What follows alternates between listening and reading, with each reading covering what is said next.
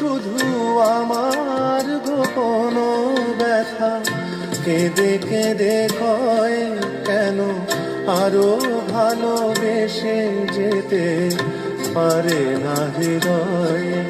আমি এত যে তোমায় ভালোবেসেছি।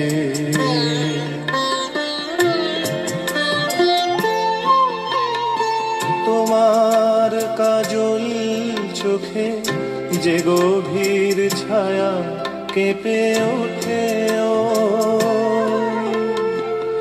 তোমার আধারে ও যে হাসির মধু মায়া ফোটে ও,